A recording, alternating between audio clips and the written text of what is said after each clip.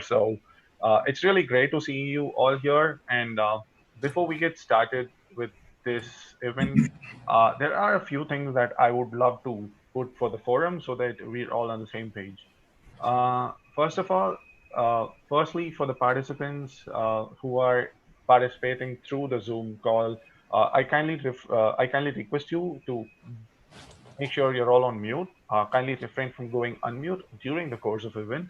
We're trying to avoid crosstalk that way. Uh, Kindly avoid posting not so relevant comments or statements in the chat boxes, the comment boxes, and other public forums. And last but importantly, I kindly request you all to have a very happy and a big smile hanging in there in all your beautiful faces. We are looking forward to kickstarting this thing. And once again, namaste everyone, and welcome to our event, Ahimsa and Dharmic Involvement in Allyship and Service. This event is hosted by the Central Pacific Sambhag Hindu Yuva, and I am Venkatesh Chari from the San Jose State University chapter. Hindu Yuva, the Yuva in Hindu Yuva stands for Youth for Unity, Virtues, and Action. We are trying to create more awareness of the Hindu culture among the youth. As one of the largest and oldest religions in the world, we believe that it is necessary that there be an organization to represent the interests of Hindu youth present all around the United States of America.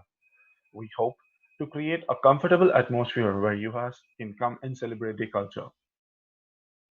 So, having said all of that, in pursuant to that, this event is going to enlighten and inspire us in being aware of a lot of social and personal responsibilities that we as Hindus can have. Recent events in the United States are shedding light on injustice and inequality in our society, as more and more are people becoming involved in helping groups who have faced this discrimination. We need to ask how we as Hindu youths can help while maintaining our dharmic ideals.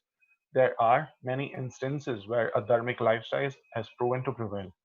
It is also highly imperative to hear the unheard and also try to inculcate the spirit of ahimsa and other dharmic principles among us in our society. So, before we get started with the event, I would like to point out the structure of this event. This event is going to have two main sections. First, we have our three main speakers talk about their experiences regarding ahimsa, dharma, and allyship. During this section, go ahead and ask any questions you have for the speakers in the chat box. Afterwards, we'll have these questions answered by the speakers. Uh, I've here to speak on this topic and provide us with some insight and inspiration. We have three notable speakers with us. Having said that, first we have Balabhadra Bhattacharya Dasaji. Namaste ji. Here, he is the current president of the Vedic Friends Association and is also the first African American president of the organization. He is a direct disciple of His Divine Grace A.C. Bhaktivedanta Swami Prabhupada, the founder of International Society for Krishna Consciousness, ISKCON. He lives near the Atlanta area. Uh, Respectable Balabhadra Dasaji, may I kindly request you to address the audience? You're on mute, Balabhadra Dasaji. Hare Krishna, everyone. Hare Am I Krishna. still on mute? No, we can hear you. And welcome to this wonderful event. I'm very humbled and appreciative of being part of this, and I hope that I can add something of value to this discussion if my voice holds up. Hare Krishna.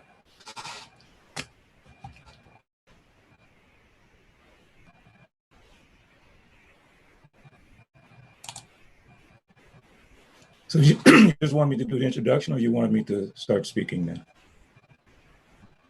You can start speaking now if that is okay. Okay, no problem. In just 10, 15 minutes, you said? Yes. Okay. I think that I want to begin by focusing our thoughts and our prayers on all the people who are suffering currently under the effects of the COVID crisis, pandemic. But I also want to especially request all of you to join with me in prayers for my dear spiritual brother, one of the leading members of the Hare Krishna movement who passed away last Saturday on 4th of July. His name is His Holiness Bhakti Charu Swami. He was originally born in Calcutta, Bengali, and he formed a beautiful temple in Ujjain, India. But he was in Florida, and somehow he contracted the COVID virus, and he passed away last Saturday. So I ask you all to please keep him in your prayers and thoughts, number one.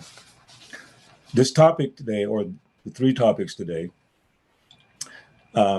actually each one would take a separate seminar to really go very deep into it. But as the concept of Dharma being applied to allyship, and I have to be honest, I had to take some time to review the concept of allyship because it's not something that we had focused on in our institution, neither in the Krishna consciousness movement specifically, and also with the Vedic Friends Association that I'm president of. But after researching it briefly, because there's so many scholarly papers and so many writings regarding this issue, I was inspired. And also by visiting Dr. Patel's website and seeing the work that they've done, which is very close, I was also inspired. So this concept of allyship, just like we say ally, someone who's an ally, normally we apply that to a military situation where we have allies who work together for the sake of winning a battle. And we've seen many things in history like that. But it never seems to be a unifying effort in that context. Whereas allyship relates to those who are fortunate, more or less helping those who were unfortunate. In crowd helping the so-called out crowd. And I think based on our Darmic background, all of us basically on this call, and I've been involved in this Dharmic process for 47 plus years, since 1973 or 72, 73. And I have come to love very deeply our culture because in the foundation of our culture is the concept that we're all spiritual. We're not material. And even more foundational than that is what Krishna says in Bhagavad Gita when he says, Bijamam sarva bhutana. Bija means a seed-giving father. So Krishna says, I am the seed-giving father for all living beings. All living beings. And we'll touch on that briefly. Because in one concept, we think, let us apply allyship to the human beings. But actually, all living beings should be included in our thought process because we're all part of God's family. So in that state of consciousness, it inspires me to think, how can we, as Hindu Vedic Dharmic followers, apply this to the current situation, as was explained by our moderator? We have so many things happening, especially Black Lives Matter, the COVID problem, other forms of racism, sexism, xenophobia, so many things are there. So how do we involve ourselves in that and maintain the integrity of our own personal faith of Vedic Hindu culture? Now, one problem in that regard is that our culture is so broad. When you say Hindu or Hinduism, it's a very broad-based concept, and you will not find 100% agreement amongst all the different segments of our culture. But as I said, in the foundation of that culture is something that Krishna says also in Bhagavad Gita, when he explains the very first lesson of the Gita, which is we're not the body.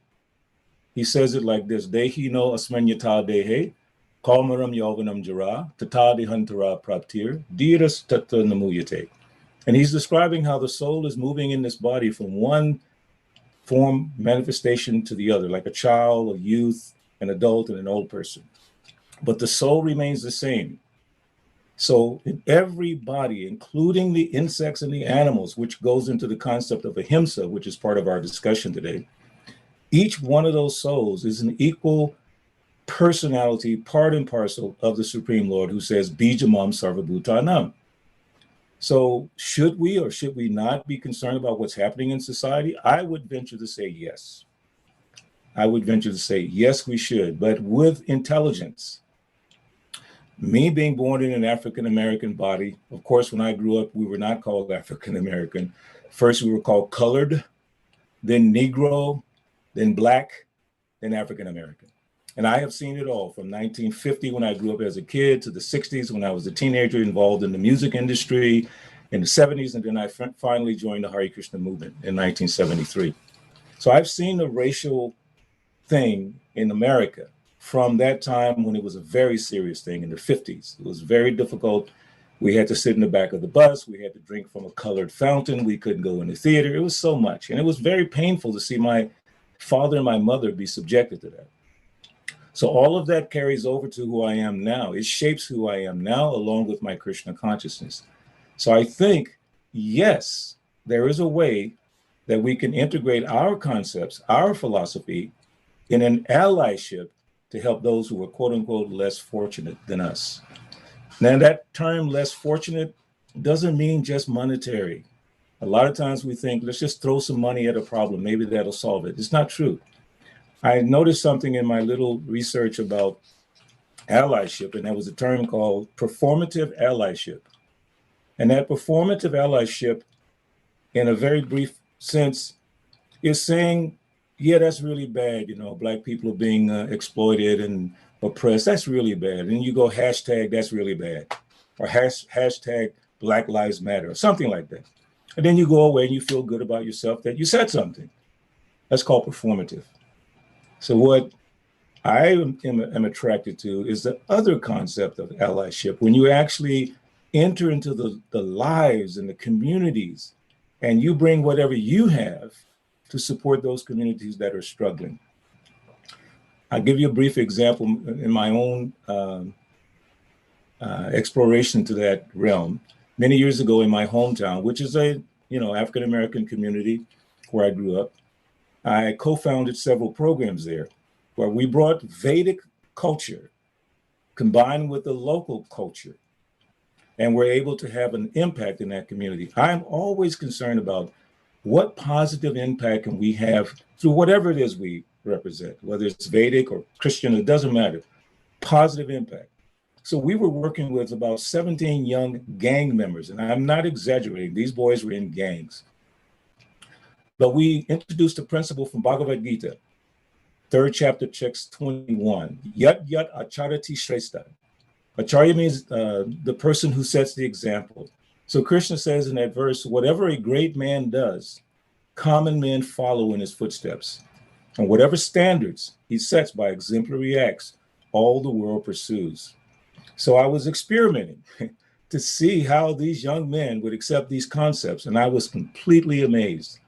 They resonated. You know why they resonated? Because they respected me, because I tried to set the example.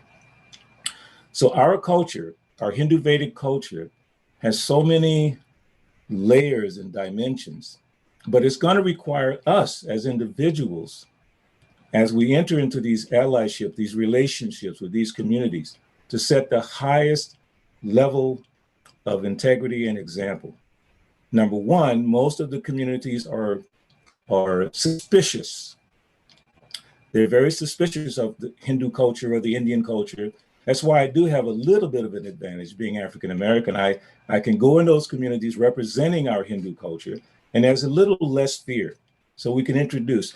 Another quick example, I think all of you are familiar with the idea of the Gita Jayanti. Gita Jayanti happens in December. It's the day that Krishna spoke the Bhagavad Gita. So that is a very traditional thing where you read all the 700 verses of Bhagavad Gita in Sanskrit.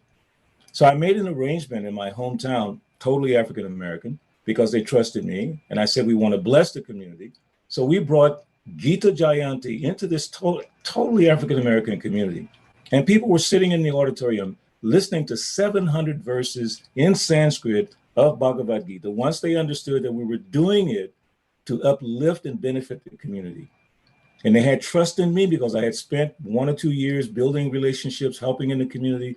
So if I suggested something, they at least would listen. That's another aspect of allyship, listening and trying to understand the needs of a community. So I won't go much longer, but I just wanted to say that our culture presents the best opportunity to bring peace, harmony,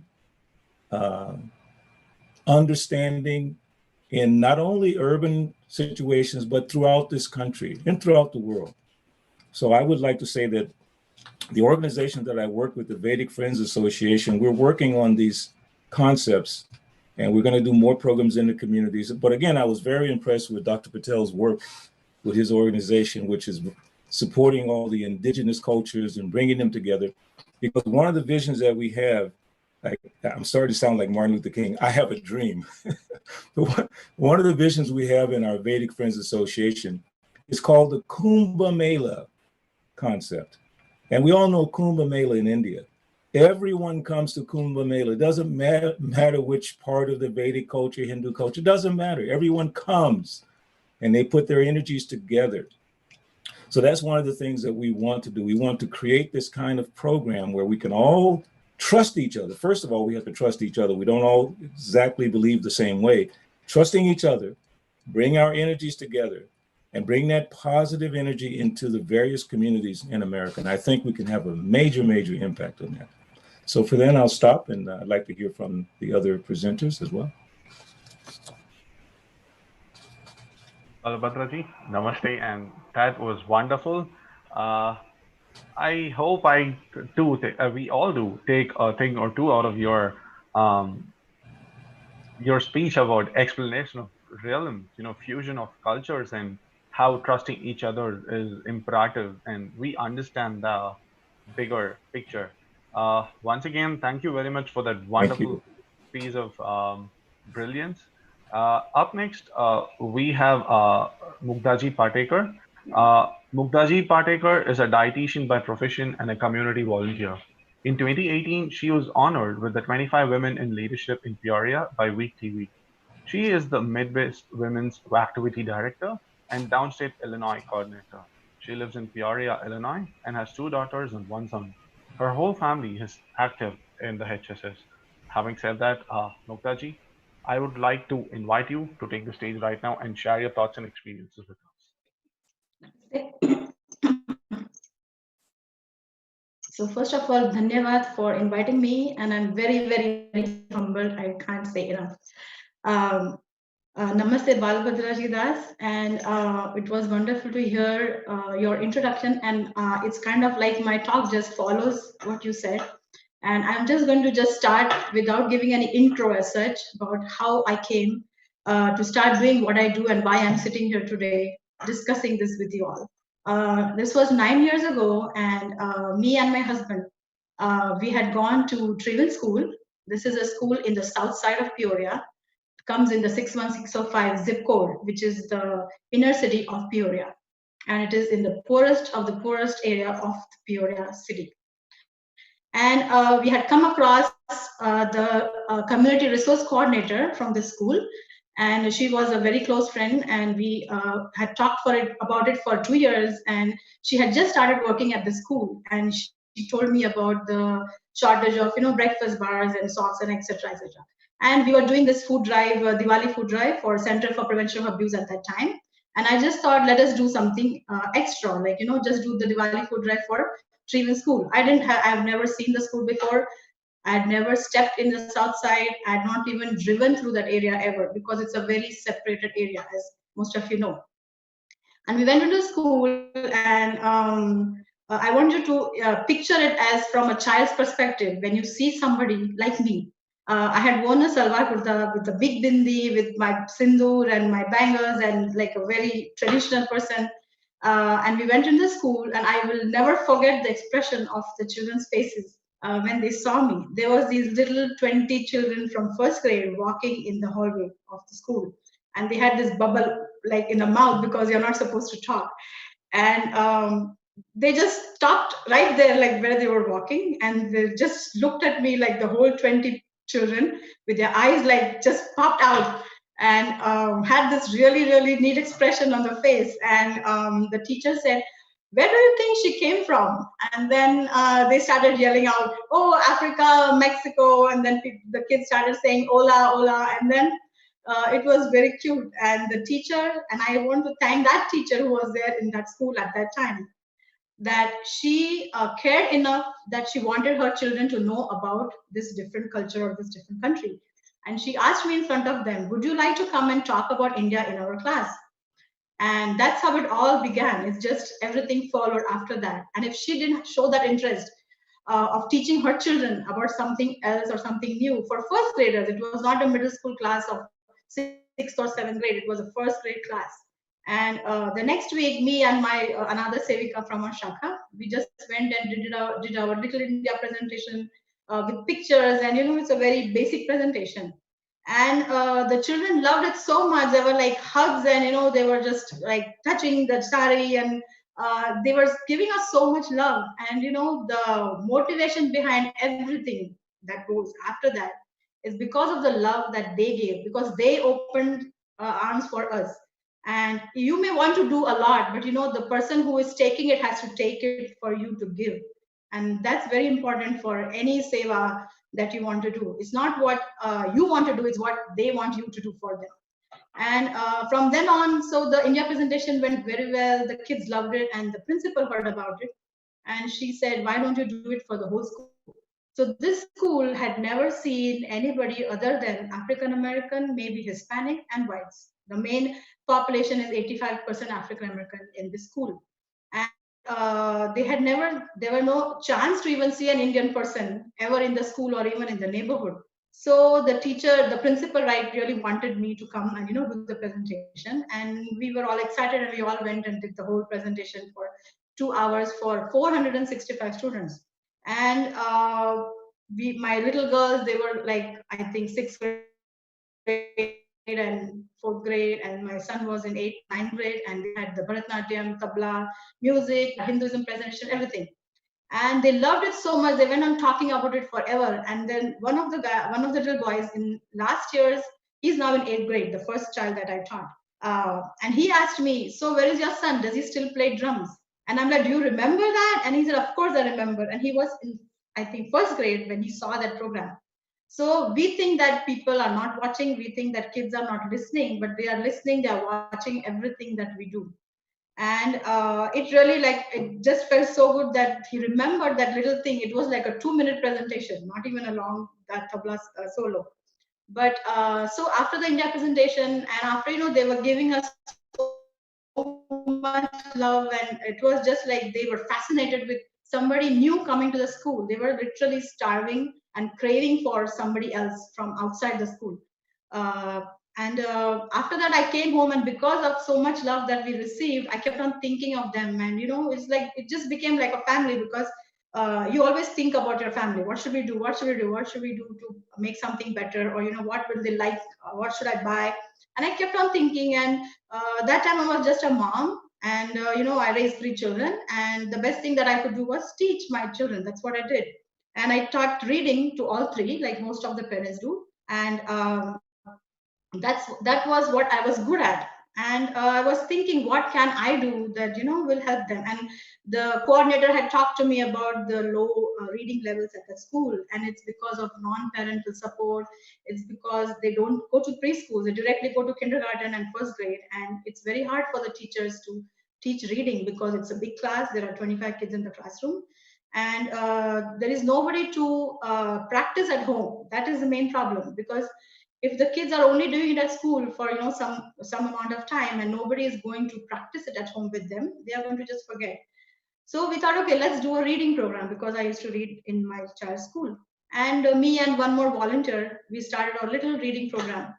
And we just went in school, and it was very easy for me because the coordinator was doing the talking with the principal in the beginning.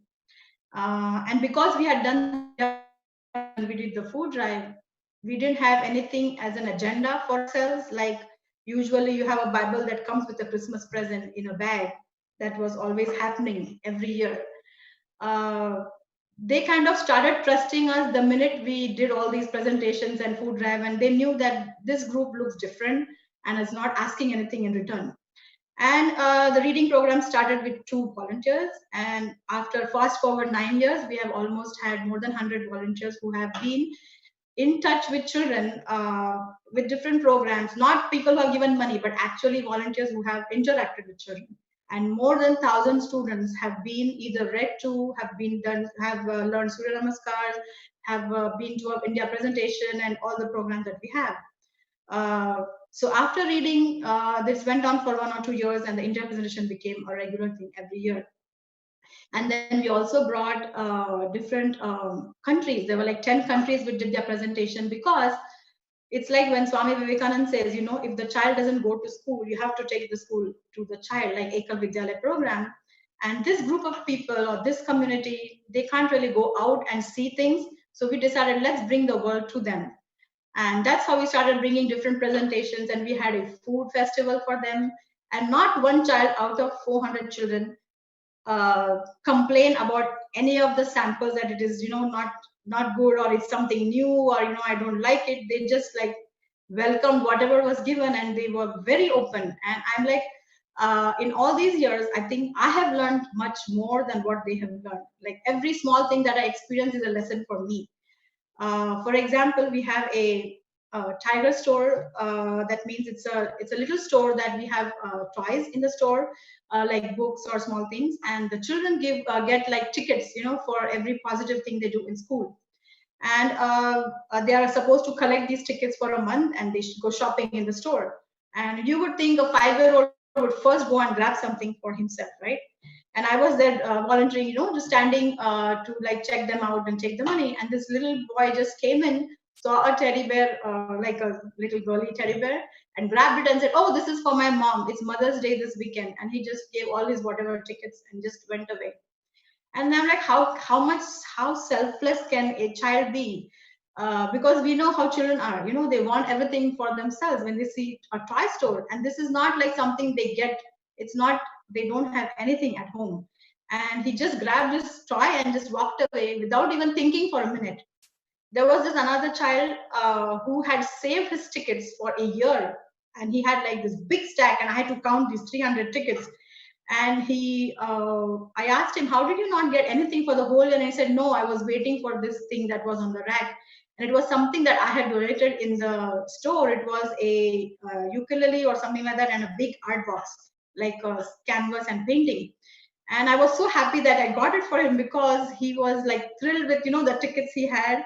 And that's a lesson for like everybody to learn. Like, imagine a child not buying anything every time, every month, going to the store and just controlling himself to buy this thing that he wanted.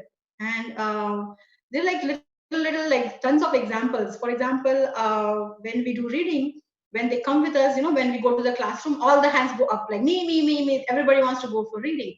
So the reading is not just teaching to read. It's like this 30-minute time that a loving adult is spending with this child for 30 minutes uninterrupted, in a safe place, not yelling, not shouting, you know, and just having this very cozy conversation, reading a book. And, you know, it's just this really beautiful time for 30 minutes.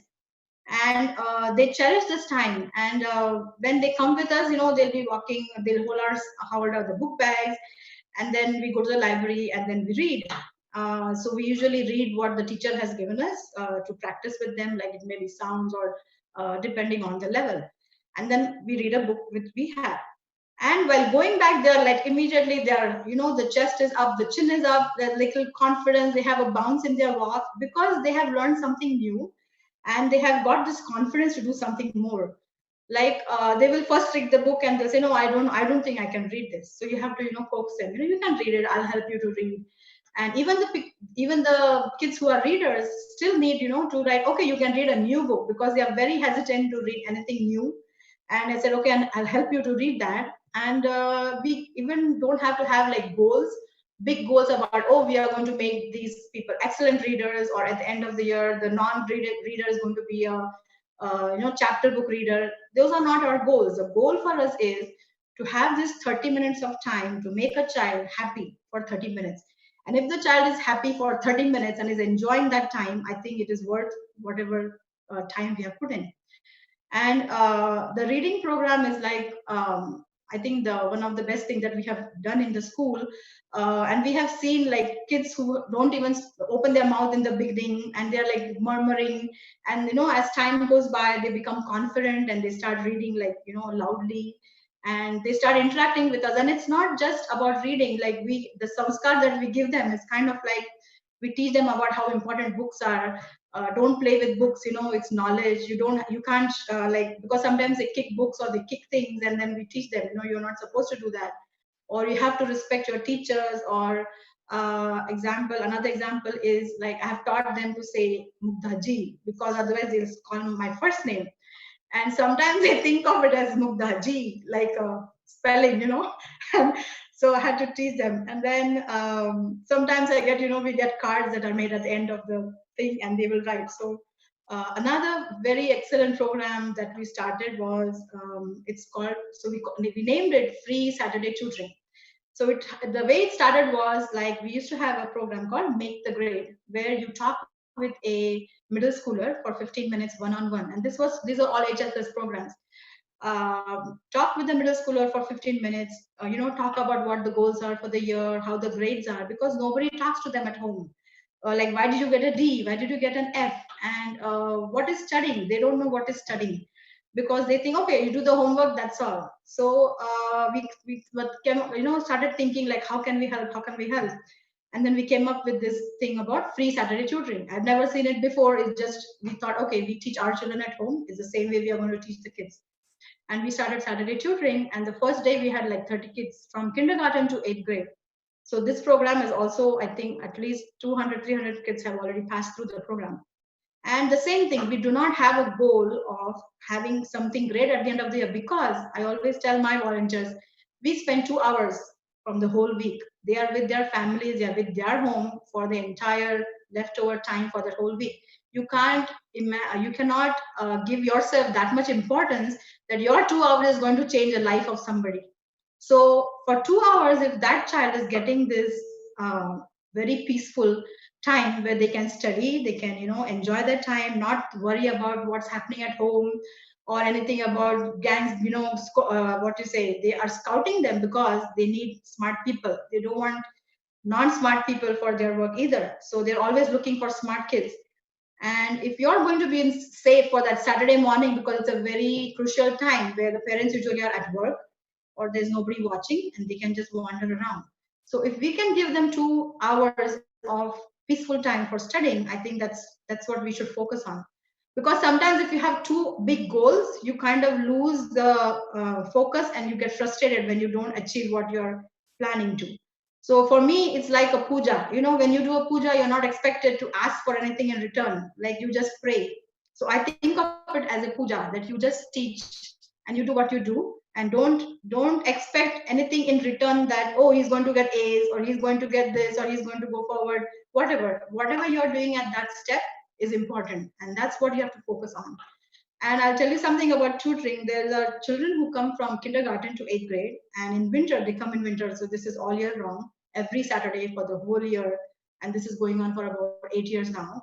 And this is for me like a sanskar for me too, because I'm going every Saturday for 8 years, unless I have to be somewhere else, like really emergency. That is my first priority. Or reading too. And they come because it's a sanskar for them too, because it's like going to Bal Vihar, going to the temple, they come to tutoring every Saturday. And when they sit for 2 hours, the little children, first they are with the coats and everything, in winter, and they're half asleep because it's 9 o'clock. And we have to wake them up and, take off your jackets and eat breakfast, and then they wake up a little bit. And these are little 5-year-olds. And they sit with us for 1.5 hours the rest of the time. And, in the beginning, they're very slow. They'll be walking around, going to the bathroom, like 10 times.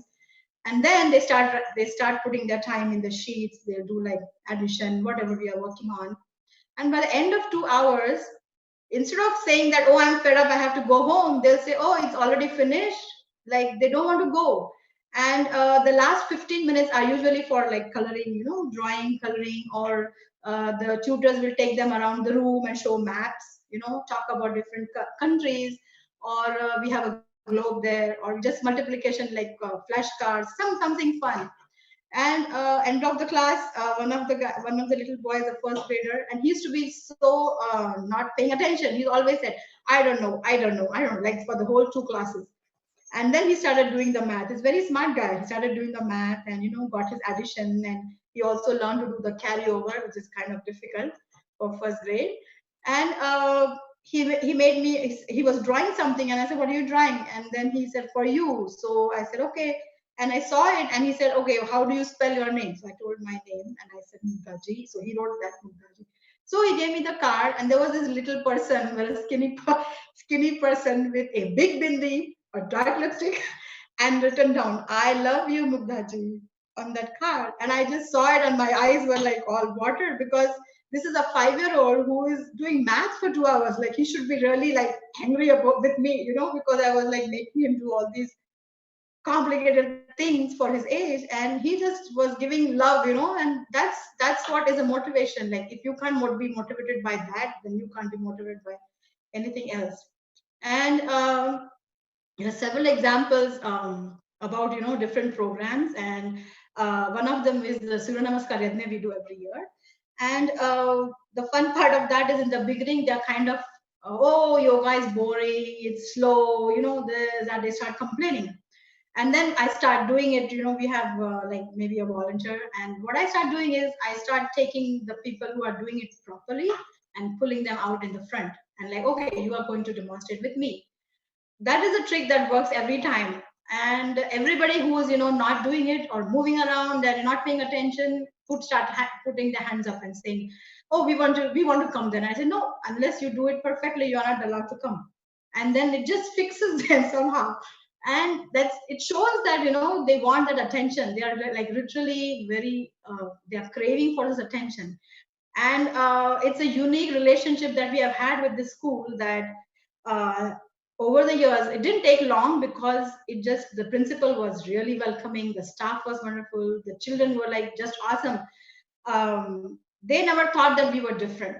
That's what I always tell everybody. We are the ones who are always thinking that people are different. They just look at us, they know that we are different, and that's it. They just continue to do what they do. And that's what gives us the motivation to do what we do. And because we are so different in looks, but we behave the same, like we give the same love like their moms or their grandmas. And sometimes I think that their culture is much more like us, in the way that they're very connected to family. Like they have these huge families, and the grandma is like the most important person in the family. And they are very, very attached to grandmas, because many times in many families, the grandmas are the ones who are taking care of the children. We have a grandma who has 6 grandkids, who is 75 years old, is a diabetic. Her husband is a diabetic, and she drops her children, her grandchildren, every Saturday for the last 2 years at 8:45 before time, and goes back and comes back to pick them up. And that is what drives the children, because they have come from a very, very, very um, I don't know the word, a very troubled family, where there's no mom, and everything is done by the grandma. So there are tons of examples like this. And all these programs, they keep on building the relationship more and more, and we are getting closer to the kids, and they're so comfortable. And it's not just the child. What happens is, once they used to call us the Indians, or they call the temple people, or sometimes they say Hindus. And they know that we don't eat beef, and we used to have this what to say, like a fun fair thing, and they used to have hot dogs. And the coordinator used to talk with them, because she's a white lady who's 60 plus, and she was like the best thing that they could ever have. And she used to talk to them, and she used to tell them about us also. And they used to keep us on the table which did not have any hot dog. They used to say, oh, you serve watermelon because you don't have to touch it. So they were so, like, very aware of what our needs were too. And it goes both ways. It doesn't work one way. If they didn't welcome us in the school, nothing would have happened in 8 years. And a lot of kids have been doing really, really well. And um, the first grade that I taught, the first class that I taught, are now in 8th grade, and now they are going to be in high school. And even for the Make the Grade program, we meet them twice a year. So one of the child, this is a boy who I read to, that was the first boy in 8 years ago. And the first time he came, he didn't bother about anything. Like, I was asking him about his goals, about why his grades are bad, and he just wouldn't answer. Like, was not at all interested. And then I just started talking to him, and I said, remember we used to read together? I said, yeah, I remember that. Then I said, would you not like to make your mom happy? If you don't care, that's fine, but your mom wouldn't be happy. And he said yes. And then I talked to him about the grades and all that. And then I met him like after 4 months for the second meeting, and he was so different. He was all smiley face, and then he said, I worked better. It was a C and it became a B, or it was a D or it became a C. So when we talk to them, they listen, and they really want somebody to talk to them. And this is the best thing that you can do. Wherever, every city has an inner city. Maybe it might be half an hour away, or it may be 10 minutes away. But if we can give them the time, once 1 hour in a whole week is not much, but that 1 hour for them is like a wealth of time for themselves. So how much time I have? Is it done?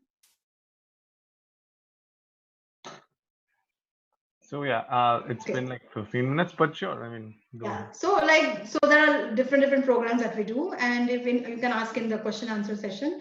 And I wish somebody can ask me about a book fair so I can mention it in the question answers. But thank you very much. Sorry, when time over. Thank you very much for that, Mugdha ji. You've spoken about a lot of, you've laid emphasis upon the sense of inclusion, the sense of the belonging, the kind of things that we need to learn, the thing where we need to keep our mind open, try to understand other cultures, because people see us very normal. They know we're different, but they see us still, they have the thing, what, I should learn that thing. And the points that you've made is something that I have personally firsthand experienced all that, because I'm pretty new to this country as well. And most importantly, the point about you spoke about grandmother just made me very happy, because I am attached to my grandmother. And I keep, after landing in the United States of America, everywhere I keep going, to the banks, to the shops, and everywhere I keep telling I have the best grandmother in the world. And I keep showing them pictures, because they themselves are grandmothers too, their own grandson. It's like, what, yeah, I am also a good enough grandmother. So I can definitely understand, I have a personal touch towards whatever you just said, your sense of belongingness, your sense of oneness, your tutoring programs and all of that. And I really, really wish to hear, I look forward to hearing more from you and all your programs. Thank you once again for that. And we have our last speaker for this, but before we get there, for the viewers who joined in a little later, do come up. If you do have questions, feel free to ask in the chat boxes and the comment boxes. We will make sure the questions reach to the speakers. And uh, anything, do you have any queries or any kind of other questions, do feel free to let us know. Finally, we have Sheikha Ji Patel. Sheikha Ji Patel has been with the HSS for 24 years. He is currently the president of the International Center for Cultural Studies, on the board of directors and the treasurer for the International Commission for Human Rights and Religious Freedom, and on the board of trustees for Hindu University of America. Shekhar Ji also has a doctorate in the biosystems engineering and is currently working as a senior vice president at a private beverage company in Scranton, Pennsylvania. Having said that, Dr. Shekhar Ji Patel, I kindly request you to address our viewers and share your experiences. Yeah, namaste everybody. It was actually a pleasure hearing to Balabhadra ji and Mugdha ji. Mugdha ji, I must say that I can take some lessons to my company, how to be happy, because I drag myself to company and I'm watching my time when to go home. Probably my kids attract me more to home than my colleagues at school, at work. But anyway, just an honest, confession. Just to give an introduction about myself, my name is Shekhar Patel. I'm originally from Madhya Pradesh in India. I grew up in Hyderabad, did my college in Tirupati, then went to Haryana, Karnal, and worked for some time in Gujarat. And I landed here in America in 1999. And Siddesh ji and me, we were part of one of the first UI shakhas in Oklahoma State. That was 20 years back. And it's so great to see all of you here. I can think of me in your spot 20 years ago. But since then, the journey has been amazing. Luckily, I landed in Oklahoma State, where really true America lives. And by that, I mean a lot of Native Americans. So just to give a background on International Center for Cultural Studies, this organization was started about 25 years ago, actually 26 years ago. Its original name was Indo-Afro Cultural Similarities Study Organization. I'm paraphrasing. The real name is something similar to that. I forgot myself. But the goal was Dr. Yashwant Patek, who is now Associate Dean in University of South Florida. He used to be Pracharak of Sangha, and he extensively traveled in South Africa, and then in Kenya and other parts of Africa. And what he found was there was tremendous similarities between the native traditions of Africa and India. So then they started in '94 a center in Nagpur to study the similarities between African traditions and Indian traditions, specifically Hindu tradition, right? I'm using the word tradition rather than religion or other words. There is a reason for that, which I'll explain if I get time. Basically, what they found was there are really amazingly similar stories of origin of Earth, origin of universe, our purpose in life, the basis of happiness.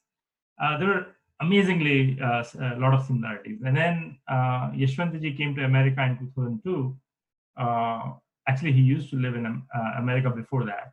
But then after interaction with a lot of Native Americans, he found that what we were doing in Africa and India is almost same as the natives, what they're doing here. And then slowly in 2003, ICCS US was established. And luckily, I happened in 2003, I happened to be in Pennsylvania. I had moved from Oklahoma to Pennsylvania. And Yashwantji had invited me to one event in Atlantic City where people from Europe, they're Romuva people, not Roma, Romuva people. They live in Lithuania and Latvia. They were invited there for a Hindu Romuva cultural similarities conference. So I just went there, and it was amazing, an eye opener. These guys are whites, right? You think of whites, privileged and things like that. But then you slowly, as you dig deeper, you find that in every society you have group of people who have been exploited or made underprivileged, right? People have snatched something from somebody else. Always in every society, humans have been snatching things from others and making some people feel miserable for whatever reasons. And this conference was an eye-opener where Soviets had occupied Lithuania and Latvia, and they had basically robbed the people of their culture and their traditions and imposed communism. And there I found a group of people trying to revive their hundreds and hundreds of year-old, tradition, culture, religion, and they were really struggling. That kind of caught my interest, and I could relate to myself, and then I started reading some books about colonialism, right? And as you go deeper and deeper, even today, right, Black Lives Matter, all the issues that are here, layers and layers of racism that is built up in America, you sometimes feel lost. You feel despair. You feel like, how can we solve it? I want to have something that I can just do like this and I can solve everything out and let everybody be happy. I can make kids happy. You would think that a first grader would be happy in Mugdhaji's class, but you don't know that if you go and see some communities, even a first grader is not happy. Something is hurting him in his heart. So ICCS gave me a structure to think about all these issues and how I myself can contribute to it. I can become a spiritual person and help myself in my heart. But as soon as I go in my cocoon, what about the entire world, right? And people say, actually, there is an allegation against Sangha, HSS or RSS in India, that they only think about Hindus. They don't bother about others. They're just doing things only for Hindus. But that's not true. When actually Dattopant Hegde, he was one of a stalwart in RSS. He wrote in his book that when Sangha was being formed, the Sangha leaders did not only think of making a home for themselves. Their vision was beyond that home. At that time, they did not have a home, so they wanted to build a home for themselves. But their vision was beyond building a home for themselves, and it included everybody in the world. And ICCS is an extension of that vision. And so that is about ICCS, right?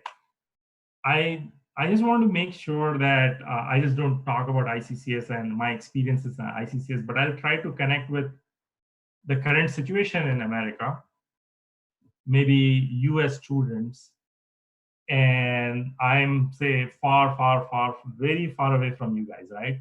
But I would want to show you a structure, my thinking or ICCS thinking, the structural framework, and then you can throw stones at it, or if you have any questions, you can ask, right?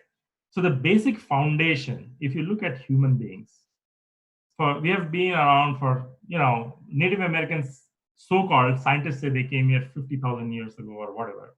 But Native Americans themselves, like Apache, they believe in their tradition, they came from under the earth and they came out from this earth where they are living. So they don't say that we came from some other place. They say that we are the sons of this earth, right? But scientists want to believe that how can somebody be here in North and South America or in any part? They must have come from somewhere else, because that is their history. The Europeans' histories, they go everywhere. So, and they have written the books. And in one native saying, it says that, whenever there's a war, the history of the war is written by the one who wins it, right? Now, look at the framework of human history. Till about 500, 600, about 1,000 years ago, the history of humanity was violent, no doubt about it. It was brutal, violent. But since last 500 to 600 years, right, the violence has just increased, and it keeps increasing. It's growing exponentially, like coronavirus curve, yeah? When there's an outbreak, it's almost like an outbreak of violence for 500 years. I'm not talking about 1 year, 2 years, or 3 years, or 20 years, or 100 years. It is hundreds of years. And in this violence, tools have been used that have been discovered by somebody whose intention was there or may not be there. But those tools have been used to subjugate others. And that is where a mindset of colonialism was set. And the definition is, the person who is experiencing colonialism, he rejects his own culture and he thinks that the other person is superior at subconscious level, even in his desires, in his taste, in his smell, in his way, what he wears, everything. Now, in this colonialism, there are then layers of it. And one of the subsets of colonialism is racism. People say every culture has been racist. That is how they say it. Natives were racist, Indians were racist, everybody was racist, so there's no problem in whites being racist. But the definition of racism is a little different. The definition of racism is, you cannot confuse it with racial prejudice. You cannot confuse it with that.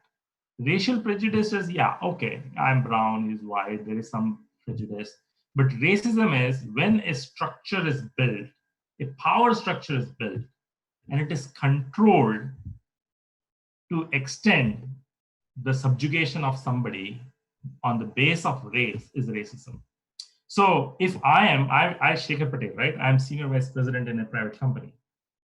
If the management in my company takes decision to subjugate somebody and I'm participating in it, even though I'm not a white, and I am in power, then I'm being a racist. So racism is when you control power and then you behave in a certain way. Only then, if you have no power and you behave in the same way as the person who has power, that is not racism. So you need to understand that difference. When it comes to Black Lives Matter, people say all lives matter.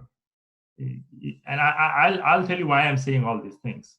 Because I have heard some people who are brown in color also coming out and saying all lives matter. it is not about all lives matter. It is about somebody who doesn't have something. And then you're saying, they are not saying that your life does not matter. They are saying that we don't have something and we are being denied that something by somebody who is in power, right? That's why it is Black lives matter. All lives always matter. If a white guy's life, don't you think it matters? It matters, but he's already in a seat of power, or the structure supports him. So these are some of the things that I thought I'll quickly tick off, and then I'll get into what ICCS does. Behind this, all this noise, and there's only, what do you call it? These agitations come and go. These issues, Me Too movement is kind of something similar, gender inequality. All these things are the basis of is power. And the way ICCS works is when you take away that power. That is how we work. And the concept of ahimsa comes from that point, is that ahimsa is not ahimsa when a very weak person says that I'm not going to hurt anybody. Ahimsa comes only when a person with power says I'm not going to hurt anybody. That is ahimsa. And how do we, all of us, we are sitting here, how do we think about ahimsa? For Indians, it is actually much easy, I must say, especially those Indians who are living in America. We can live in the gray space between the white and black, that gray space. We can hide in that gray space. And actually, most of us hide in the gray space. How many of us actually go and build true relationship? When I say relationship, it is heart to heart with a white guy and with a black guy. We may have relationships with a white guy, but I don't know how many of us have true relationships with a black guy, a black girl, how many of us try to do that? Or with a Native Indian or Native American, how many of us do that? So what I'm trying to say is, if we Indians are using the power structure that has been established to establish racism, then we are all racist, okay? Don't confuse that, oh, I'm not racist. So being non-racist is different from being anti-racist, right? And I'm using the word racism very generally as a, with reference to power, okay? So as you are, as a Hindu you are, we know that we are well educated. We are in America. We are going to some of the best universities. We have access to some of the best people. We can sit on these conference calls and talk about ourselves and about motivation. But you have to think about a Native American kid. In this summer, his school is off. He cannot even go out of his home, and he has no schooling, no education, no teachers, because their school cannot pay for summer camps or whatever. So he doesn't even have an internet, right? So we are privileged, actually. They talk about white privilege, but many of us on this call are privileged. And what we need to do is step out of that zone. How do you step out of that zone? It is a very personal journey. You step out by making a friend, a true friend, a real friend. Go to any organization and associate yourselves to a person who might not be privileged. And it is very easy to judge who is not privileged. Not necessarily poor. It does not mean a poor person is not privileged. Some poor people are also very privileged. So that is another topic about privilege. But as a Hindu you must step out of your comfort zone and go out of that comfort zone. And ahimsa, if you follow the concept of ahimsa, is really, if you boil it down, it is about compassion and how to be compassionate, put yourselves in other person's shoe and see the world from his point of view. So ahimsa, racism, Black Lives Matter, colonialism, modern technology, everything is connected. And I think my time is up, but all I wanted to say is ICCS works by not establishing power. We don't call ourselves like a big organization. We work with others as equals, and we encourage them to come out of this colonial mindset. And anybody who comes in touch, who becomes a volunteer of ICCS or who is a beneficiary of ICCS, we try to tell them that, please get rid of that framework of power and minus that power, let's work together as human beings. And I guess then we'll be all happy. So those are my few words I want to say. And these are, the way I said it is based upon the questions I was given. I guess I answered all those questions in my brief 10 minutes. Namaste.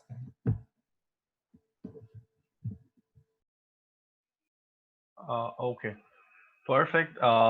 Thank you once again, Shekhar Ji, for sharing your experiences with what you can, with inculcating with tradition, inculcating with people, and how you see racism as a position of power, and how we can move forward with making sure that we do understand the privileges we have and certain people that they don't, and how we can share and share our knowledge with them.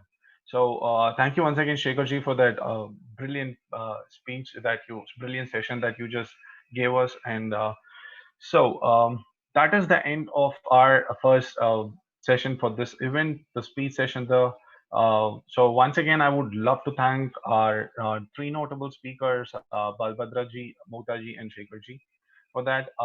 So across this speech session, we all do wonder what's the thing that joins all of us, that binds all the speeches, that we need to understand, that needs to be a takeaway from this session. We just heard brilliant experiences, priceless experiences about inculcating energies, about coming together with different experiences, coming together with sharing knowledge with people.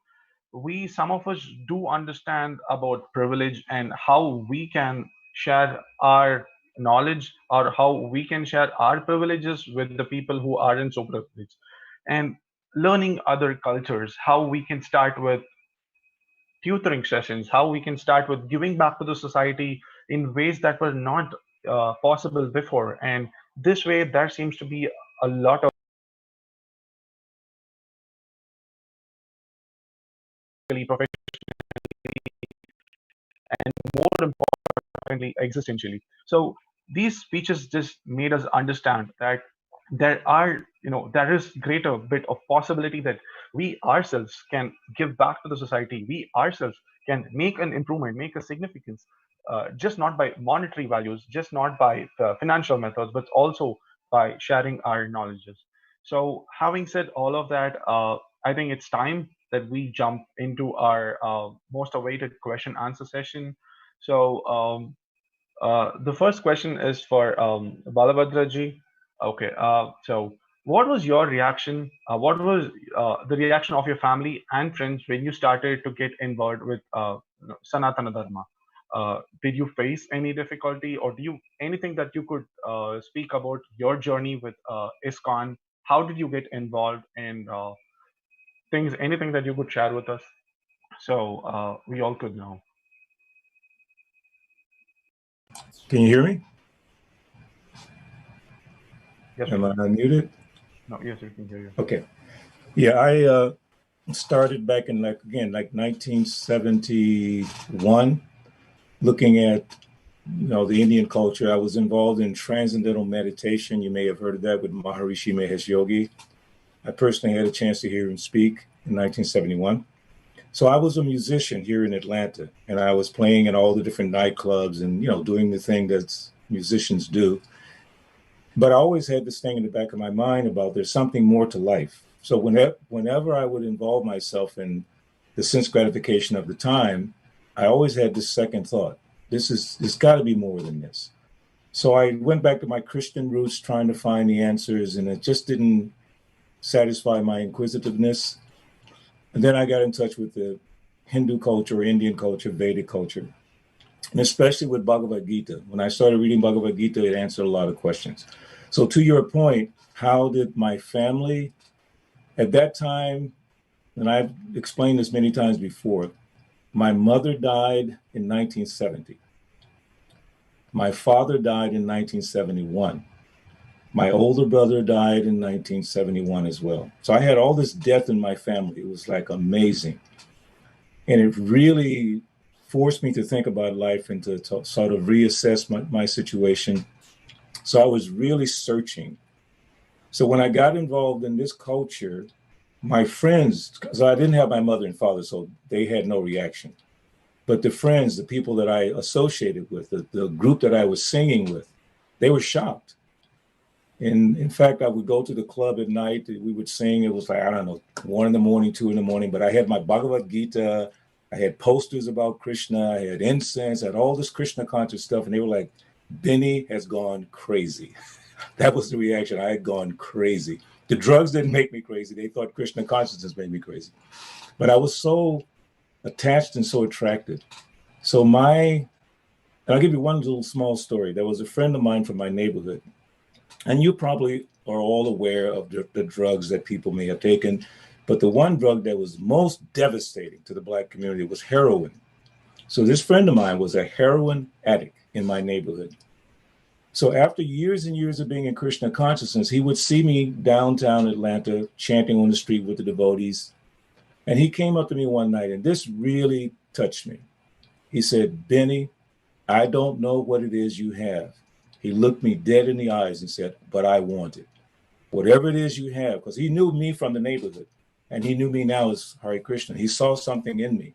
He said, whatever it is you have, I want that. And that really put not a weight on my shoulders, but it just made me feel like I have an obligation to share whatever it is I've been blessed with. I mean, our two speakers talked about the privilege. So the privilege for me is having met A.C. Bhaktivedanta Swami Srila Prabhupada and him endowing me with all the Vedic knowledge and philosophy. So I feel a deep obligation to find a way, because I know our culture is difficult to understand, but I have to find a way to make this culture understandable by the people in society, and especially where I came from, the communities that I grew up in. I'm here in Atlanta, and the group that I'm working with, Vedic Friends Association, we're developing strategies and plans. And I do want to hear more from Dr. Patel and from Mugdha about all the programs that you're doing, because I want to incorporate that into our thinking. That's another problem we have in our Hindu culture. Sometimes each group wants the credit. I want the credit, she wants the credit, he wants the credit, but we have to stop thinking like that. Put the problem on the table. Put all of our best intelligence throw it at that problem and come up with solutions. Our Hindu culture has so much facility. It's not just money, believe me. Last story. In East Point, we did a program with the United Way. They gave the group that I had $20,000 to do work in that community. And it affected me so deeply that one of the members of that community, an older Black lady, she said, Mr. Tillman, because they knew I was involved in Hare Krishna, says, Mr. Tillman, can't you ask your Indian friends to teach us how to do business? That's just very simple and practical. Ask your Indian, quote unquote, privileged friends who have businesses in our communities. We see them. We see the liquor stores. We see the laundromats. We see all the stores owned by the Indian community. Mr. Tillman, you have a connection with them. Can't you ask them to come and teach us? Like what Mugdha was describing with soul, it just touched my heart, because that's exactly it. Whatever it is we have, if it's money, if it's intelligence, if it's skills, we should be willing to package it, as Dr. Patel was saying, structure, and then share that with the people in society. So again, when I first joined Krishna consciousness, it blew my friends away. They couldn't understand it. But after years of practicing, now 47 years or so, they have great respect for the decision that I made. So thank you for that question. Yeah, I still have another Sure. continuous question for that. It's a follow-up question. Sure. Om Shanti to the lost souls, but you said in the year 1970 and 1971, you did lose your family, quite a bit of your family. I'm sure it's uncertain times piling up in. And you've inspired yourself. You went on exploring the realm, like to quote whatever you just said. So what I do see right now, what a lot of us see right now, is a lot of uncertain times in this standards of present generation. So during these uncertain times, what is the ideology or what are the philosophies that you follow that still keeps you grounded, makes you believe that there is a bigger picture to all of this? there's few things that these are the forces, these are the things that inspires people to do a lot of things. What are the ideologies and philosophy that you could share with all of us as well? That's an very excellent point. Number one for me, because being a member of ISKCON Hare Krishna, number one for me is chanting the Hare Krishna Maha mantra. I do it every day for 2.5, maybe 3 hours, sometimes early morning. That centers me for the rest of the day. And then exposing myself to the philosophy. I study Bhagavatam, I study Bhagavad Gita every day, and learning how to apply. Because in Bhagavad Gita, it's interesting how in the 18th chapter, Krishna talks about the different classifications. You know, earlier he says, Chatu Varnyam, Maya Sristam, Guna Karma Vibhagasaha. So I have created the 4 divisions, Brahman, Kshatriya, Vaishya, and Sudra. So in the Brahmana classification, I like this one aspect. We have Jnana. In our Vedic Hindu culture, we have so much Gyan, so much knowledge. But more important to me is Vigyan, how to apply practically the knowledge. So for me, I spend a lot of time contemplating, thinking, putting into action our philosophy, our culture in a practical, acceptable way by people in general. And another thing that I do, because I read our books, and you can see behind me, I have so many of our books, but I also study other writers and philosophers gathering information. And I've studied very deeply one, I believe his name is Stephen Covey. There's a book called 7 Habits of Highly Effective People. And I've learned a lot of things from that, especially beginning with the end in mind.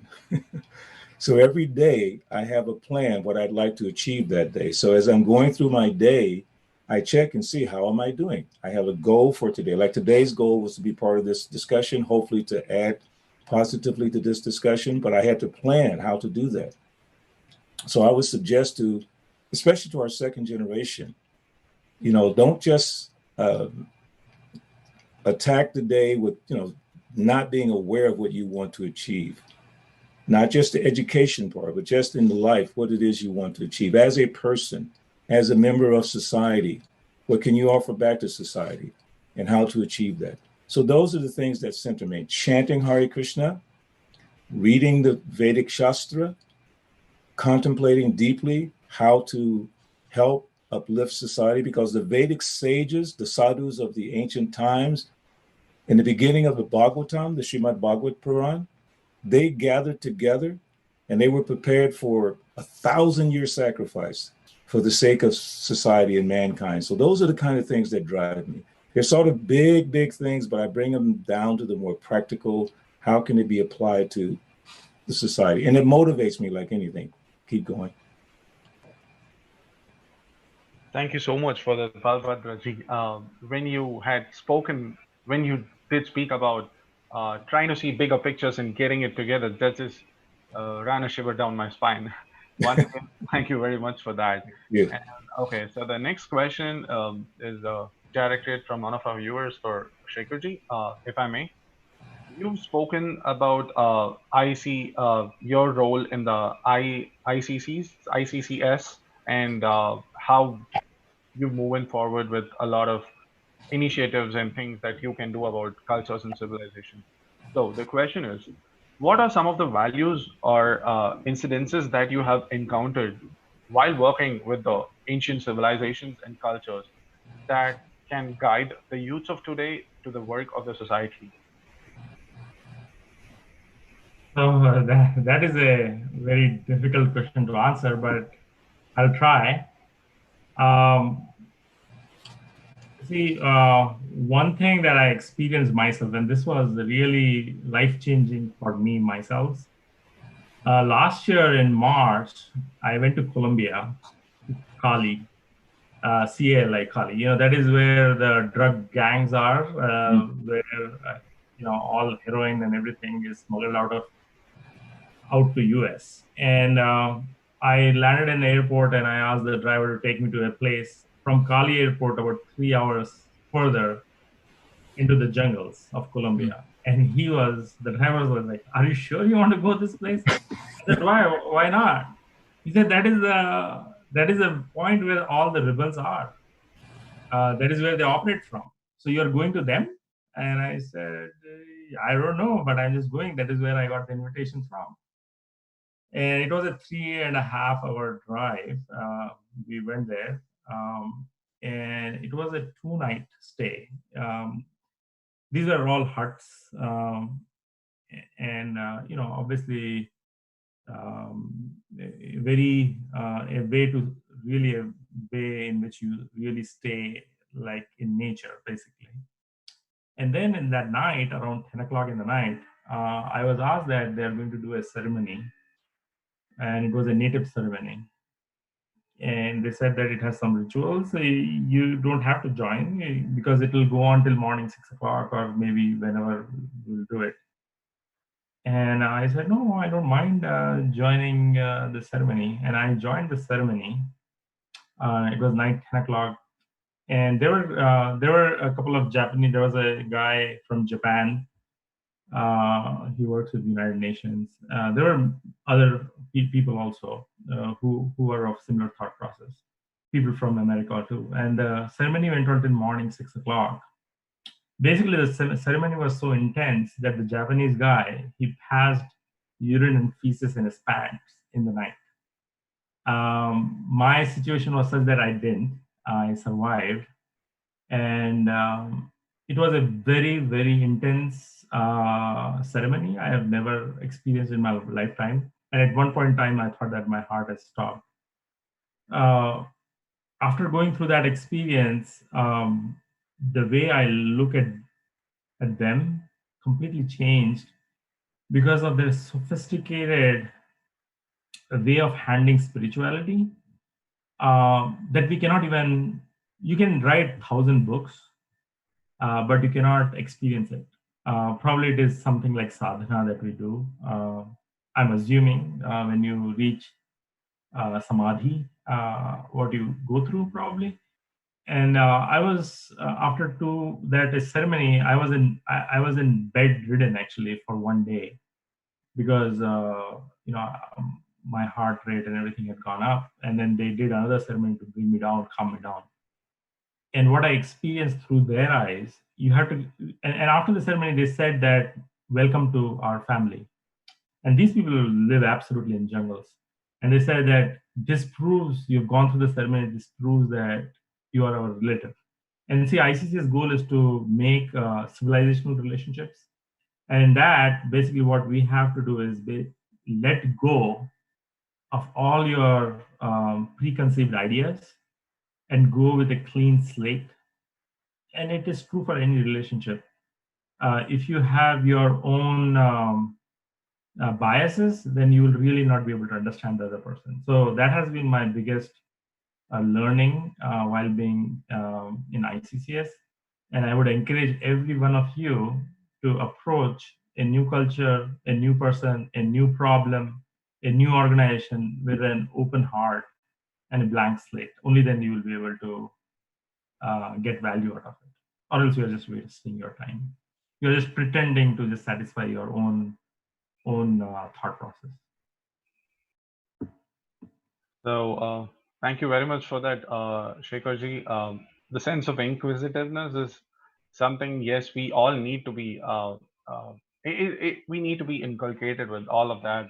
And for some, it may be inbuilt, and for some, they learn, over the course of action, over the course of life. And I hope not only me, also everyone here and the one seeing this can learn, take a leaf or two out of your book.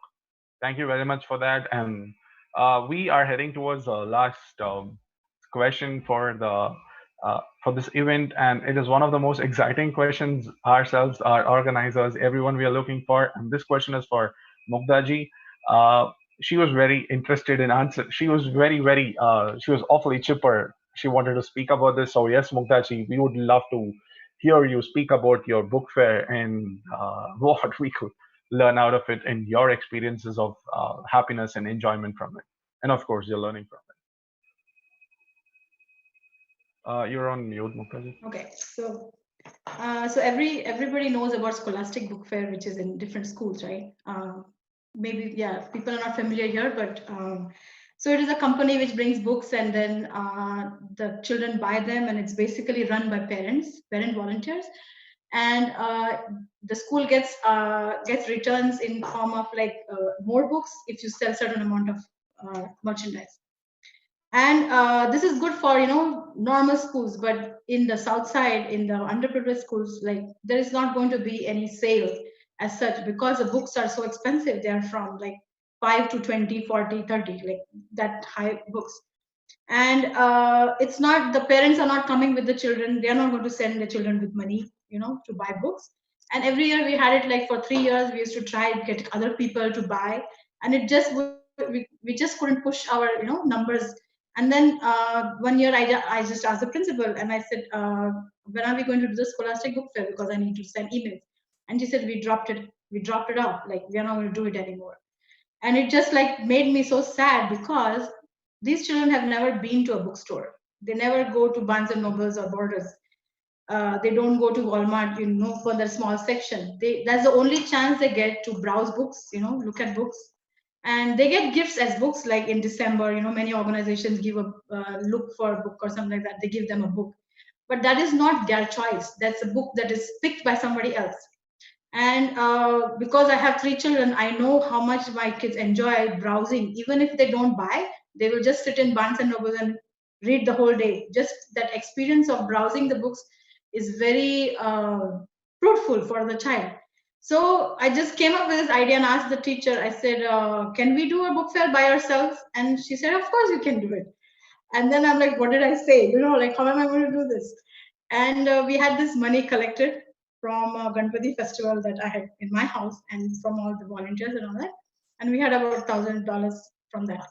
And I said, okay, let's just buy books. So I just started buying books online and, from different stores. And I worked very hard. I got like 450 books. And then we put it was a long process, because we had to do this all by ourselves. And, finally it was ready. And we had never done this before. Everything was new. And we priced the books as 25 cents to $5. So the Harry Potter books were $5, and everything else was in between 25, 1, 3, and 5. And we have about 300 students in the school. And the book fair, the boards were put up and everything, and the teachers were all excited because the book fair is coming to town, like in the school. And we took the whole library. The library was shut down for 3 days, because it's like everything was on the spot. There was nothing planned before. And I was asking the librarian, I said, what can we do? Where do we put the books? Because we can't leave them open. And they said, oh, just close the library. So we closed the library for 3 days, and then put all the books in the table. And the first class that came in, they just, how they walk in the wall. The teacher just brought these first graders or kindergarten, first graders in the library to see the books. And all the volunteers had worked so hard for almost 2 weeks, labeling the books and writing and doing inventory and all that. And we were tired, and we were sitting in a corner, and we didn't know if anybody was even going to buy any book. And then we just saw the kids, and immediately what they were doing was, immediately they scattered away on tables, and they started picking the books, and they were reading to each other, like, look at this, look at that. And they were just like so much excitement in that 20 minutes of time. And I just turned to my volunteer. I said, that's it, we are successful. We don't need anything else to be done more. If we don't sell even one book, that's fine. But just the excitement that the children had about the books. And then many of them had not got money, like not even quarters and stuff. So we said, okay, we'll extend it tomorrow. Can you go home and get money for tomorrow? You can get a quarter, you can get 50 cents. And they said yes. So actually, some of the teachers even gave like $20 for the whole class, and they got $1 book for the whole class. So many teachers did that. And the next day, the kids came with $1 with 25 cents, and they were just buying books. And it was so much fun. There were like all these spots where there were 4 kids sitting and discussing about the books and just browsing. And it was just like the whole, to see them excited about something, about books. Because usually kids just go and buy from the kids that don't have much, always go and buy toys. They don't really go and want to spend the money on books. And here they were, talking about books, and should we get that, should we get that? And then each of the child was bringing like a stack of books and saying, can you hold this for me for tomorrow? And like, okay, let's extend one more day. And we were announcing that, and it was not much, it was $1, $2, so 4 books for, $2, not bad. And there was one boy who brought a $20 bill, and he had like literally this high stack of books, and his face was like beaming. And I asked the teacher, is he going to read all these? And he said, yeah, he loves to read, and he's very good at reading. But just the thought of them thinking about buying the books or have that wish of buying a book is very important, because you don't think of buying books. It's for us, it is very easy to understand, but if you think of it from that child's perspective, having that wish to buy a book is something very big. And the teachers were so glad that we put the book fair there, and they got to browse, and they had no hurry, and they were scared to touch the books. And we said, oh, just open the books, read them, you don't have to buy if you don't have to. And it's like the whole 3 days, like we were so full of energy going back and coming the next day, because we had to stay there for the whole time. But we made $300 from the book fair for the school. So the school got that money too, and almost 75% of the children bought their own book with their own money. And it was like the best thing that we have done, and we plan to do it every year. So I just wanted to share that. Thank you so much for that, Mugdha ji. That was indeed, it is a very happy moment. It kind of reminisced me back to my scholastic memories. And of course, this entire session has been a reminiscence for me. Someone speaking about making sure that I reminisce about my grandmother. Someone reminisces about how I can go learn new things. Someone reminisces about my school days. And I'm sure it is for everyone who's kindly are viewing this event right now.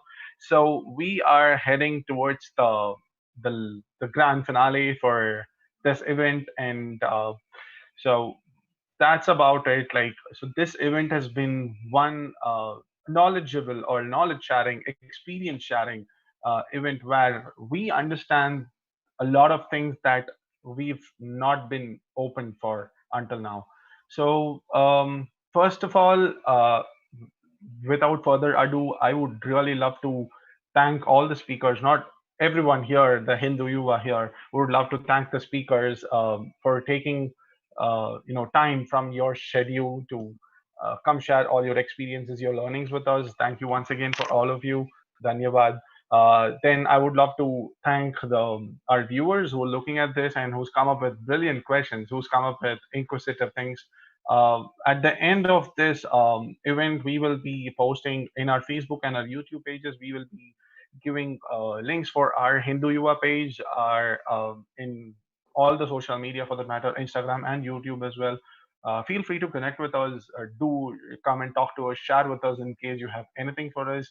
And lastly, before I would just kindly, if I may, I have a small request for the speakers to do stay back after the call for a little bit more time, where we, the Hindu Yuva organizers, can speak with you. So, having said all of that, this is the adios for this event, and